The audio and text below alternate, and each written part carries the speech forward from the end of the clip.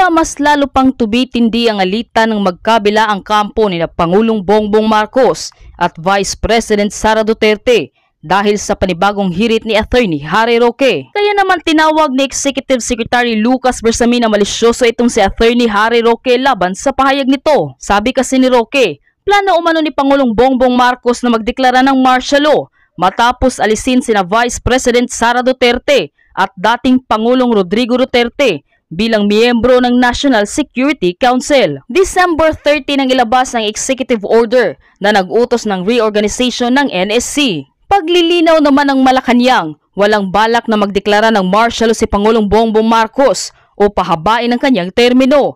Tanging pagpapaunlad lamang aniya ng bansa at kapakanan ng mga Pilipino ang prioridad ng presidente. Bukod pa dyan ay pinalagan din ng palasyo ang hirit ni dating Presidential Advisor Attorney Salvador Panelo matapos nitong tawagin na dirty politics ang pagsibak sa mag-amang Duterte sa NSC. Advisory Council aniya ng NSC kaya may karapatan si Pangulong Bongbong Marcos na piliin ang miyembro na kanyang pinagkakatiwalaan. Narito ang full update kung saan tila nahuli sa kanyang sariling bibig si Attorney Harry Roque.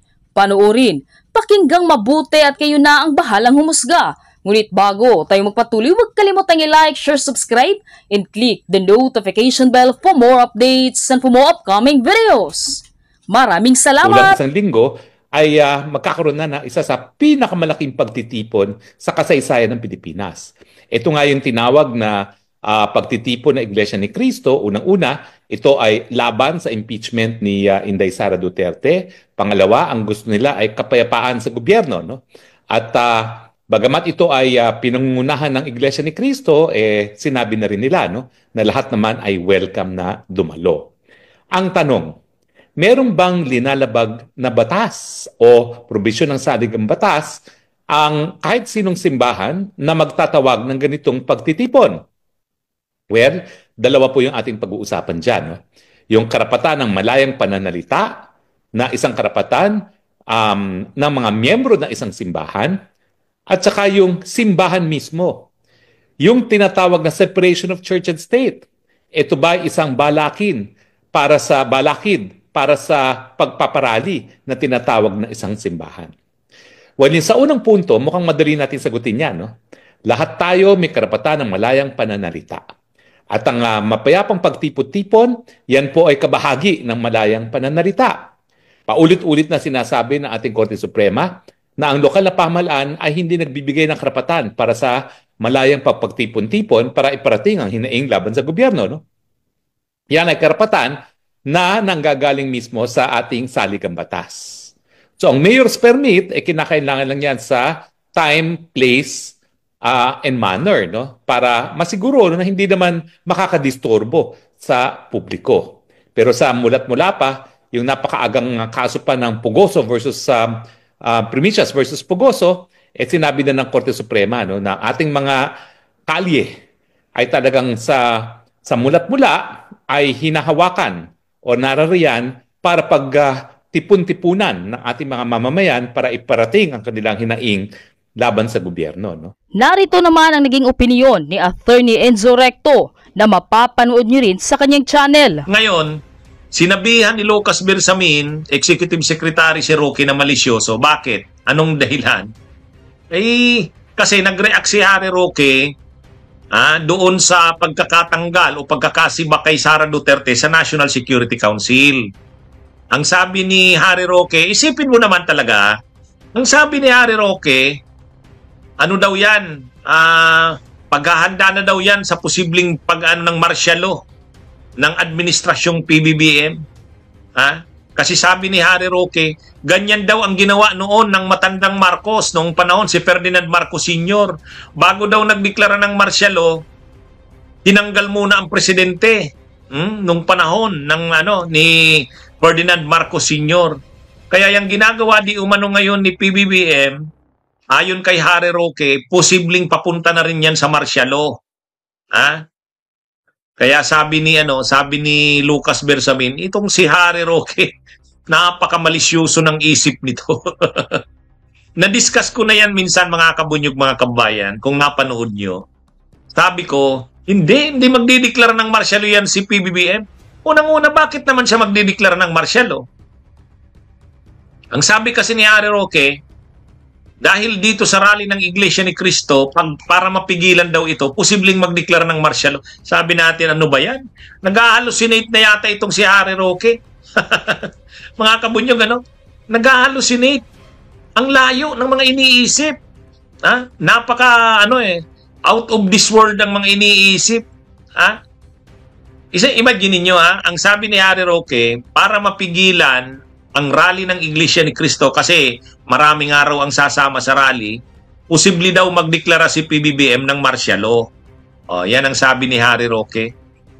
Ang pagdideklara daw na yan ng martial law, posibleng itong pagtanggal kay Sara sa National Security Council ay bahagi na ng plano na magdeklara ng martial law.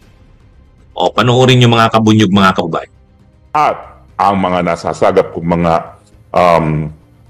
haka-haka, ayun na nga po. Para ang rally, baka may posibilidad na mag-martial law. Na sigurado po ako, siguradong-sigurado ako, na gaya ng nangyari sa South Africa na ang martial law ang dahilan kung bakit na matatanggal na ang presidente, na impeach at tuluyang na matatanggal, at ngayon mukhang maaaresto na ng kapulisan, no, dahil hindi siya sumusunod sa utos ng Constitutional Court. Kasi doon sa Korea, ang didinig ng impeachment, kapag na-impeach ka na, yung kasong impeachment, hindi Senadong didinig, o hindi yung kanilang Constitutional Court, yung kanilang Supreme Court. Sa akin, mas maganda yung ganyang sistema. Kasi mga abogado at bihasa sa batas ang didinig ng kaso laban sa presidente, lalo na kung ang issue ay dapat siyang matanggal by way of impeachment. No? So, tingin ko, pag ginawa yan ng administrasyon na mag-rally para lang hindi matuloy ang 13th, yung pag-o-organize kasi ng rally na ganyang kalaki, hindi biro-biro yan. Yung organization niya, yung mobilization niya, nangyari na yan ng 1 taon pa. Nung 2024 pa. At ngayon, ang alam ko, may personal knowledge ako ng mga kliyente ko, ng mga bus companies, tuwan-tuwa kasi by the 100 ang Iglesia ni Cristo para dito sa Metro Manila, no? At nangyayari yan sa iba't ibang parte pa rin ng Pilipinas. So ibig sabihin, organisado na tayo para sa 13. At kapag sila ay nag-martial law, organisado na tayo para labanan yung deklarasyon ng martial law. At gaya ng nangyari sa South Korea, baka lalong mapabilis pa na maingganyo ang militar na tugunan ang kanilang obligasyon na protektahan ang taong bayan. Mga kabunyog, mga kababayan, ang punto ni Executive Secretary Lucas Bersamin, ang dumi ng isip ni Roque. Laging ang naiisip kung ano-ano. Halimbawa din, nung isang araw, sabi naman ni Harry Roque, magsasama na daw ang mga DDS, Duterte at saka ang mga Dilawan. Napanood mo ba nyo ba yun? Diniscuss ko na yan minsan eh. Sabi ni Harry Roque, mayroon ng common ground na pinagkakaisahan ang Dilawan at saka ang mga DDS, at ito ay ang issue ng national budget. Garapalan daw ang ginawa ni PBBM at ni Martin Romualdez, kaya magkakaisa na ngayon o nagkakaisa na ang Dilawan daw at saka DDS. Yun, isa pang isa pang out of this world na naiisip ni Roque. Anong klase ba yan?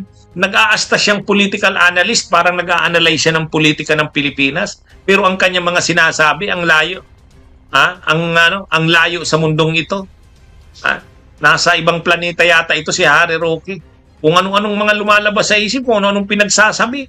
Kaya tama itong Tapos si Leni Robredo daw, susuporta na kay Sara Duterte.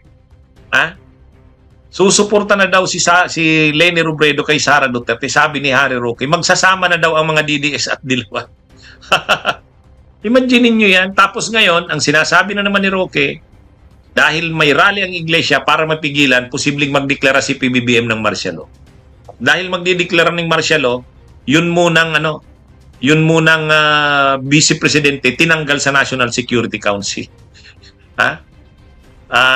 Mga kabunyog, mga kababayan, sa totoo lang, ang layo naman yan. Ang layo talaga. Bakit naman magdideklara ng martial law si PBBM? Wala namang kaguluhan sa bansa. Dahil lang magrarally ang Iglesia ni Cristo, magdideklara ng martial law. Sos naman, Roque. Tama naman si Lucas Bersamin. Malisyoso naman ang isip mo. Malisyoso. Hindi mo na malaman dito kay Harry Roque kung ano bang ano nito. Nasisiraan na yata ito ng bait. Mga kabunyog, mga kababayan. Kagagawan niya rin yan eh. Oh. Ang ganda ng buhay na ngayon, anong nangyayari sa kanya? Nasa ibang bansa, nagtatago doon. Oh. Kapag tinuloy-tuloy na yung kaso sa kanya, kasi na yan, posibleng lumabas na ang resolution ng Department of Justice doon sa kinaso sa kanyang qualified human trafficking. Pag lumabas yun, may warrant of arrest na yan si Roque. Kaya sa mukha niya talaga, wala naman tayong makitang picture niya na masaya siya. Laging nakasimangot, talagang makikita mo na Anyway. Yan, mga kabunyog, mga kababayan. Kinumintaryuhan ni Bersamin. Durog si Roque. Panelo, wala ka raw moral authority para magkomentaryo. Panelo, yan ang sinabi ni yan mismo ang sinabi ni Executive Secretary Lucas Bersamin. Hindi galing sa akin yan. Kasi yung komentaryo mo raw yung komentaryo mo, Panelo, na mali yung desisyon ng presidente na i-reorganize ang NSC o National Security Council at tanggalin ang vice presidente doon, sabi mo ill-advised yon. At saka dirty politics. Sabi ni Bersamin, Executive Secretary Lucas Bersamin, wala kang moral authority, Panelo. Anong masasabi mo dyan, Panelo? Mga kabunyog, mga kababayan. Hindi, ganun talaga yung pagkakasabi ni ganun talaga yung pagkakasabi ni Executive Secretary Lucas Bersamin. Sabi niya, naalala niya daw, sabi ni Lucas Bersamin, naalala niya na nung panahon ni Duterte, si Panelo ay nag-advise mismo kay Presidente Duterte noon, kahit nung presidente pa si Duterte, kasama si Panelo sa nag-advise, natanggalin sa gabinete si Leni Robredo. Tapos ngayon, sasabihin niya na yung desisyon ni PBBM natanggalin din sa NSC, National Security Council, si Sara Duterte, ay sasabihin niyang dirty politics, sasabihin niyang ill-advised. Ang sino mang nag-advise kay PBBM na gawin yon ay ill-advised daw ang presidente. Tama. Tama, sabi ni Executive Secretary Lucas Bersamin, Panelo, wala ka daw moral authority para magkomentaryo ng ganyan. Panelo, wala ka daw moral authority.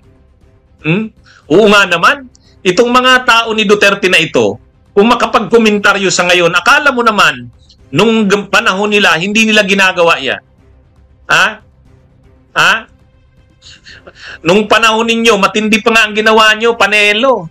Tapos nga naman, ngayon, magkukomentaryo ka ng ganyan. Tama nga naman si Lucas Bersamin, wala kang moral authority. Nung presidente ang amo mo, Panelo, si Duterte, mas matitindi pa nga ang mga ginawa. Mas matitindi pa ang mga ginawa ng amo mong presidente noon. Anong ginawa niya? Dinala niya tayo, nagpakatuta tayo sa China. Question mo ba yun? Di ba? Yung ginawa ni Duterte na ginawa tayong tuta ng China. Naging tuta tayo ng China. Hindi nyo question yun, hindi nyo kinuntra yun. Mas matindi pa nga yun eh. Tapos ngayon, itong desisyon ng administrasyon ni PBBM, natanggalin sa National Security Council si Sara. Sasabihin nyo, ill-advised. Ill-advised. Sasabihin nyo, mali ang advice. Pero nung panahon ni Duterte, anong ginawa nyo? Isinulong nyo ang war on drugs. Ang daming pinatay. Anong ginawa nyo? Dinala nyo ang Pilipinas sa pagpapakatuta sa China. Tapos sasabihin nyo, ito ngayon na ginawa ni PBBM, ill-advised ang presidente. Ano yun? Prerogative yan ng presidente. Kung ano ang gustong mangyari ng presidente, actually, tama yung paliwanag ni Lucas Bersamin. Sabi ni Lucas Bersamin, which is tama naman, kung magpapa-advise ka, may tiwala ka sa mag-a-advise sa'yo. Bakit ka maghihingi ng advice sa isang taong hindi mo pinagtitiwalaan? Di ba? So ang tanong ngayon, may tiwala pa ba si PBBM sa Vice Presidente? Natural, wala. O bakit mo siya gagawing member ng National Security Council na wala ka namang tiwala sa kanila? Advisory body nga eh. Di ba? Advisory body. At saka, wala ka ng tiwala kasi espiya ng China yan. Oh, maka-China yan. Bakit mo yan papaupuin sa National Security Council? Wala ka nang tiwala eh. Oh, prerogative yan ng presidente. Kung sino man ang hihingan niya ng advice. Kaya kung sa tingin niya, ito, wala akong tiwala dito. Pwede niya bang alisin yan? Pwede. Prerogative niya yan eh. Di ba? Oh, itong si Panelo, parang hindi abogado. Parang hindi abogado. Sa bagay, ang tinuturo niyan, civil law, saka criminal law. Ang mga tinuturo niyan, criminal law. Tama. Oo nga pala. Si Panelo nga pala, ang master niyan, criminal law. Itong si Lucas Bersamin, dating Chief Justice yan eh.